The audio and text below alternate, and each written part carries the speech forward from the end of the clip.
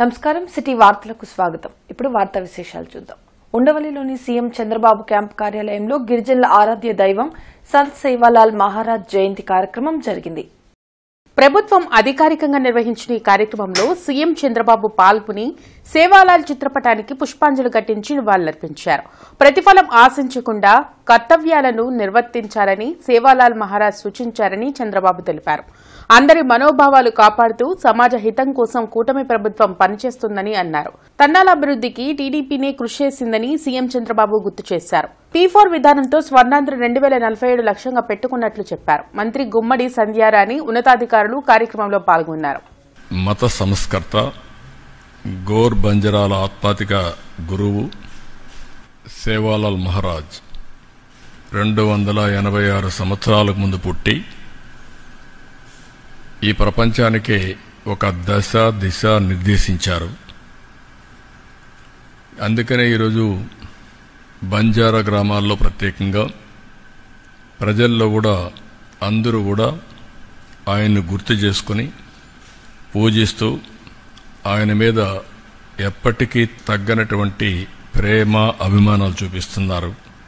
అలాంటి మహనీయుడి యొక్క స్ఫూర్తిని భావి తరాలకు అందించాలనే ఉద్దేశంతోనే దీన్ని ఒక స్టేట్ ఫంక్షన్గా చేస్తున్నాం. ఆయన పుట్టిన గ్రామంలో కూడా 50 లక్షల రూపాయలు శాంక్షన్ చేసి అక్కడ ఘనంగా కార్యక్రమాలని నిర్వహించమని కూడా ఆదేశాలిచ్చాం. కేంద్ర సహాయ మంత్రి పెమ్మసాని చొరవతో డొంక రోడ్ రైల్వే ట్రాక్ ఎక్స్టెన్షన్ పనులు వేగవంతంగా జరుగుతున్నాయి. నగరంలో పెరుగుతున్న ట్రాఫిక్ రద్దీని దృష్టిలో పెట్టుకుని కేంద్ర సహాయ మంత్రి Pemmasani Chandrasekhar Shankar Vilas flyover, inner ring road ఫ్లైఓవర్లకు కేంద్ర ప్రభుత్వం నుంచి అనుమతులు తెచ్చారు. శంకర్ విలాస్ ఫ్లైఓవర్ నిర్మాణం మొదలు పెడితే ట్రాఫిక్ కు ఇబ్బందులు కలగకుండా డొంక రోడ్ రైల్వే బ్రిడ్జ్ పనులు మొదలు పెట్టారు. దీంతో శంకర్ విలాస్ ఫ్లైఓవర్ పై ట్రాఫిక్ రద్దీ పెరిగి వాహనదారులు ఇబ్బందులు పడుతున్నారు. ఇది గమనించిన మంత్రి పెమ్మసాని డొంక రోడ్ బ్రిడ్జ్ ని త్వరగా పూర్తి చేయాలని అధికారులను ఆదేశించారు. దీంతో అధికారులు వేగవంతంగా పనులు చేపట్టి 58 సిమెంటు బ్లాకులను అమర్చి కాంక్రీట్ ఫ్లోరింగ్ పనులు మొదలుపెట్టారు. నల్లపాడులో సిమెంట్ బ్లాక్లను తయారు చేసి ట్రాఫిక్ కి ఇబ్బంది లేకుండా రాత్రి సమయంలో తెచ్చి ఇక్కడ అమర్చుతున్నారు. ఇప్పటి వరకు ఉన్న 3 రైల్వే ట్రాక్లకు తోడు మరో 2 కొత్త ట్రాక్లు ఏర్పాటు చేస్తున్నారు. ఈ నెల 25 కల్లా పనులు పూర్తి చేయాలని కేంద్ర మంత్రి పెమ్మసాని ఇప్పటికే అధికారులను ఆదేశించారు. డొంక రోడ్ వంతెన పనులు తొందరగానే జరుగుతున్నాయని, ట్రాఫిక్ కష్టాలు త్వరలోనే తీరుతాయని స్థానికులు వెల్లడించారు. నేను అనుకోవటం ఇంకో 20 రోజులు అయిపోయింది అనుకుంటున్నా. ఇది పని మాత్రం చాలా స్పీడ్గా చేసినట్టే పని. ఏదైనా కానీ మనకు పెమ్మసాని మాత్రం బాగా చేసినట్టు ఇది వస్తాయి చెప్పాలంటే. ఈ టీడీపీ ప్రభుత్వంలో అప్పుడు వైసీపీ ప్రభుత్వం అంటే మనకి చాలా చండాలంగా చేసింది, అన్నీ చూసాము, అభివృద్ధి లేనిది. ఇది మాత్రం బాగా జరుగుతుంది స్పీడ్ వరకు. అన్ని రోడ్లు బాగున్నాయి, ఇక్కడనే కాదు కానీ టోటల్గా మన ఆంధ్రప్రదేశ్ మొత్తానికి రోడ్లు కానీ అంత అభివృద్ధి బాగా జరుగుతుంది. మెయిన్ మన కనెక్టివిటీ కావాల్సింది రోడ్లే కదా మెయిన్ ముఖ్యం. ఏ రావాలన్నా అది మాత్రం బాగా జరుగుతుంది అనేది నేను నమ్ముతున్నాను. జరుగుతుంది పని చూస్తున్నా కూడా. దీని సైడ్ నుంచి కాలువలో అది పెద్ద లైన్ తీస్తున్నారు కదా, ఒక్క చుక్క కూడా నీళ్ళు లేకుండా ఉండడం కోసమనే చేస్తున్నారు బాగా పని. ఇది మాత్రం చాలా పని వేగంగా జరిగినట్టే నాకు తెలిసింది. మంచి అభివృద్ధి జరుగుతుంది. Thank you. ఏంటంటే ఫ్యూచర్లో కూడా ఏంటంటే ఇబ్బంది లేకుండా, ట్రాఫిక్ ఇబ్బంది లేకుండా సమయంగా వాన పడితేనేమో నిండిపోయేది ఇంతకుముందు. ఇప్పుడు ఏదో పకడ్బందీగా చేస్తున్నారుగా.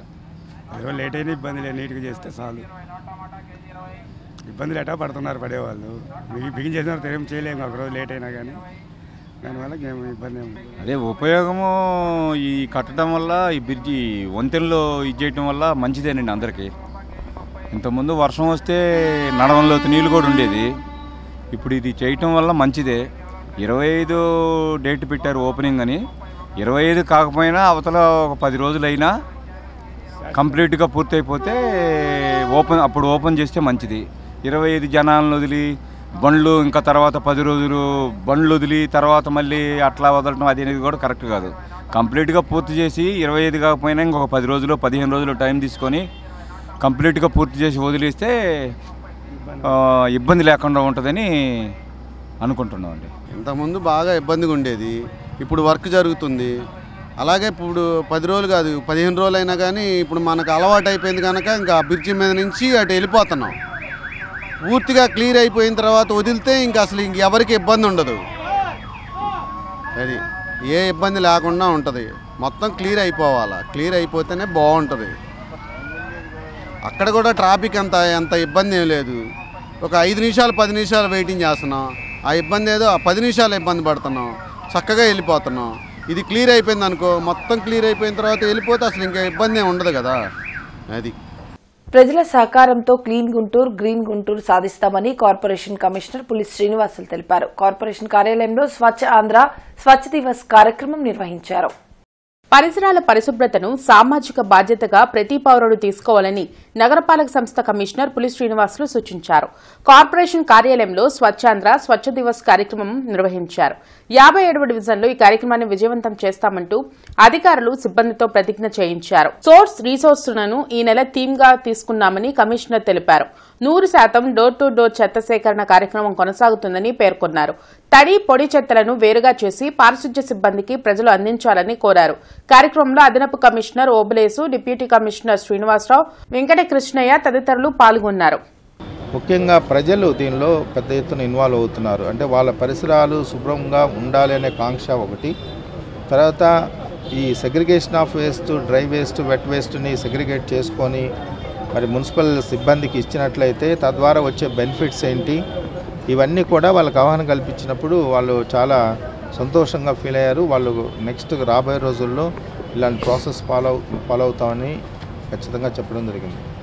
అయితే ఇంకొకటి ఏంటంటే ఈ మన రాష్ట్ర ప్రభుత్వం ఇచ్చినటువంటి కార్యక్రమాన్ని ఎవ్రీ మంత్ థీమ్ బేస్డ్ కార్యక్రమాలు చేసుకోవటం, వాటిని సక్సెస్ చేయడంతో పాటు నగరపాలక సంస్థ పరిధిలో ఉన్నటువంటి అన్ని వార్డ్స్ 57 డివిజన్స్ని 839 మైక్రో ప్యాకెట్స్గా డివైడ్ చేసుకున్నాం. ఇప్పుడు గిరిజనుల ఆరాధ్య దైవం సంత్ సేవాలాల్ మహారాజ్ జయంతిని ఉండవల్లిలోని మంత్రి లోకేష్ కార్యాలయంలో నిర్వహించారు. సేవాలాల్ మహారాజ్ చిత్రపటానికి పుష్పాంజలి ఘటించి లోకేష్ నివాళులర్పించారు. బంజారా జాతి ఔన్నత్యాన్ని ప్రపంచానికి చాటేలా అహింసా సిద్ధాంతానికి ఆయన పునాదులు వేశారని అన్నారు. కృష్ణా, గుంటూరు జిల్లాల గ్రాడ్యుయేట్ ఎమ్మెల్సీ ఎన్నికలు సమీపిస్తున్న వేళ అభ్యర్థుల ప్రచారం ముమ్మరమైంది. పీడీఎఫ్ ఎమ్మెల్సీ అభ్యర్థి KS Lakshmanarao Koratipadu walking track, BR స్టేడియంలో ఎలక్షన్ క్యాంపెయిన్ నిర్వహించారు. గుంటూరు నగరాభివృద్ధికి గత 15 ఏళ్లుగా తనవంతు కృషి చేస్తున్నట్లు ఎమ్మెల్సీ లక్ష్మణరావు తెలిపారు. కృష్ణా, గుంటూరు జిల్లాల పట్టభద్రుల నియోజకవర్గ ఎమ్మెల్సీ అభ్యర్థిగా పోటీ చేస్తున్న తనను తొలి ప్రాధాన్యత ఓటు వేసి గెలిపించాలని ఓటర్లకు విజ్ఞప్తి చేశారు. కొరిటిపాడు వాకింగ్ ట్రాక్, బీఆర్ స్టేడియంలో ఆయన ఎన్నికల ప్రచారం నిర్వహించారు. కార్పొరేషన్ పరిధిలో త్రాగునీటి సమస్య పరిష్కారంతో పాటు శివారు ప్రాంతాల అభివృద్ధికి తీసుకోవాల్సిన చర్యలను అనేకసార్లు కౌన్సిల్లో ప్రస్తావించినట్లు లక్ష్మణరావు గుర్తు చేశారు. తన ప్రచారంకు ప్రజల నుంచి విశేష స్పందన లభిస్తుందని చెప్పారు. మరి గుంటూరు నగరానికి సంబంధించి, నగర అభివృద్ధికి సంబంధించి అనేక సంవత్సరాలుగా నేను కార్పొరేషన్లో ఎక్స్-అఫీషియో మెంబర్గా ఉండి మంచినీటి సమస్య కానీ, రోడ్లకు సంబంధించి కానీ అనేక సమస్యలను ప్రస్తావించడం జరిగింది. నగరానికి సంబంధించిన అనేక విషయాలు, ఇప్పుడు శంకర విలాస్ బ్రిడ్జి, అక్కడ కొత్త బ్రిడ్జి నిర్మాణం చేస్తామంటున్నారు. అనేక సమస్యలు అక్కడ రాబోతూ ఉన్నాయి. ఆ సమస్యలన్నింటినీ కూడా నేను కేంద్ర మంత్రి దృష్టికి తీసుకెళ్ళడం జరిగింది. ఆ విధంగా నగరాభివృద్ధిలో గత 10-15 ఏళ్లుగా నేను కూడా భాగస్వామిగా ఉన్నాను. ఈ క్రమంలో గుంటూరు నగరంలో ఉన్నటువంటి, గుంటూరు నగర చుట్టుపక్కల ఉన్నటువంటి ఈ గ్రాడ్యుయేట్ వాటర్లు అందరూ తమ తొలి ప్రాధాన్యత ఓటు వేసి గెలిపించాలని పీడీఎఫ్ అభ్యర్థిగా హృదయపూర్వకంగా కోరుతున్నాను. కొరటాల మీటింగ్ హాల్లో జరిగిన గ్రేస్ లైఫ్ ఫౌండేషన్ 6వ వార్షికోత్సవ సమావేశానికి జనచైతన్య వేదిక రాష్ట్ర అధ్యక్షులు వల్లంరెడ్డి లక్ష్మణ్ రెడ్డి ముఖ్య అతిథిగా హాజరై మాట్లాడారు. భారత సమాజంలో నెలకొని ఉన్న ఆర్థిక అసమానతలను తగ్గించడానికి గ్రేస్ లైఫ్ ఫౌండేషన్ లాంటి వేలాది సంస్థలు ముందుకు రావాలని జనచైతన్య వేదిక రాష్ట్ర అధ్యక్షులు వల్లంరెడ్డి లక్ష్మణ్ రెడ్డి పేర్కొన్నారు.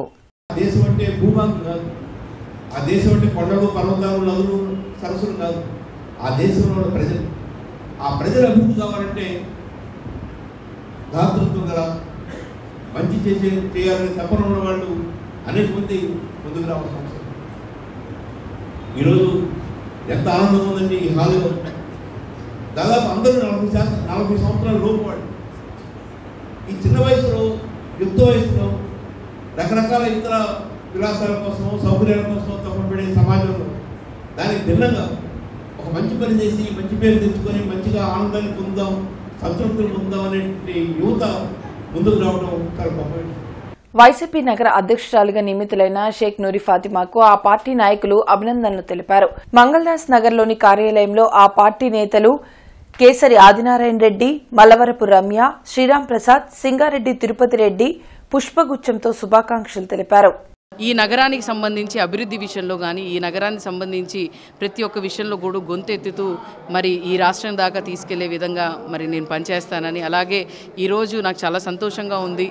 ఈ ఒక చిన్న వయసులోనే ఈ పొజిషన్ తీసుకొని నేను చేయగలుగుతానని చెప్పి నమ్మకంతో నాకు ఇచ్చిన నాయకులు లేదా అప్పిరెడ్డి అన్న కానీ, లేకపోతే అలాగే మనోహర్ అన్న కానీ, లేకపోతే అంబటి రాంబాబు గారు కానీ, ప్రతి ఒక్కళ్ళకి కూడా, అలాగే డైమండ్ అన్న కానీ, ప్రతి ఒక్కళ్ళకి కూడా, అలాగే మా గురువు అయిన మన రాజ్యసభ సభ్యులు సుబ్బారెడ్డి గారికి ముందుగా ధన్యవాదాలు తెలుపుకున్నాను సార్, ఎందుకంటే నా మీద నమ్మకం పెట్టుకున్నందుకు.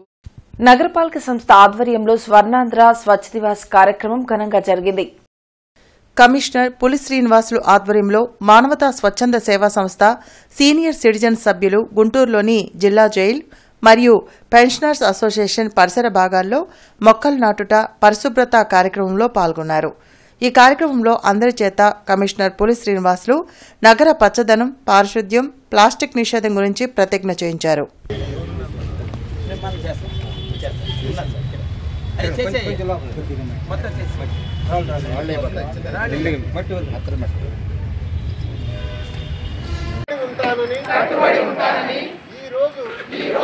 పరిశుభ్రత గురించి నేను వేసిన ఈ ముందడుగు ఆంధ్రప్రదేశ్ రాష్ట్రాన్ని శుభ్రపరచడంలో సహాయం చేస్తుందని నమ్ముతూ ఈ రోజు నుండి నా తోటి వారికి కూడా స్వచ్ఛత కొరకు వేరు చేయడంపై అవగాహన కల్పించడానికి ప్రయత్నిస్తానని మన ఆంధ్రప్రదేశ్ ను స్వచ్ఛ ఆంధ్రప్రదేశ్ గా తీర్చిదిద్దేట్లు నా వంతు కృషి చేస్తానని ఈ ప్రకృతి సాక్షిగా పర్యావరణ సాక్షిగా ప్రమాణం చేస్తున్నాను. మార్కెట్ సెంటర్లోని హిందూ కళాశాలలో ఈ నెల 19వ తారీఖున 90 సంవత్సరాలు పూర్తయిన సందర్భంగా కళాశాల వార్షికోత్సవం జరుపుకుంటున్నట్లు కళాశాల ప్రిన్సిపల్ శ్రీ పిఎం ప్రసాద్ తెలిపారు.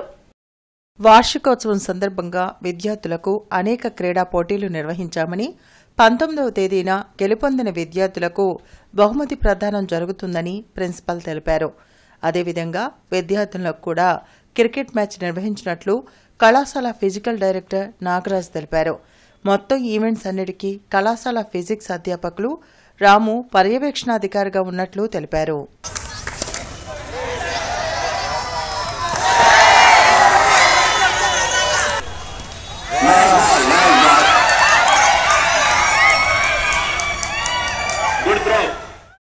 హిందూ కళాశాల 1935లో ప్రారంభమైంది. అంటే ఇప్పటికీ 90 ఏళ్ళు గడిచింది.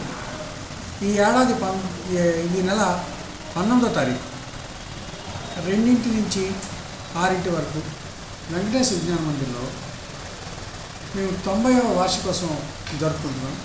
ఈ 90వ వార్షికోత్సవాన్ని జరుపుకోవడానికి మా కాలేజీ పిల్లలకి చాలా గేమ్స్ కండక్ట్ చేసాం. అంటే both for boys and girls చాలా గేమ్స్ కండక్ట్ చేసాం.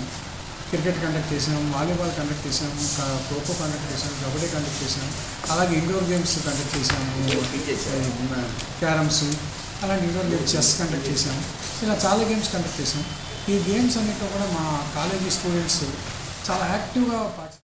కృష్ణా, గుంటూరు జిల్లాల పట్టభద్రుల ఎమ్మెల్సీ ఎన్నికల కోడ్ అమల్లో ఉన్నందున సరైన ఆధారాలు లేకుండా ఎవరూ 50,000కు మించి నగదు కలిగి ఉండరాదని రిటర్నింగ్ అధికారి ఎస్ నాగలక్ష్మి తెలిపారు.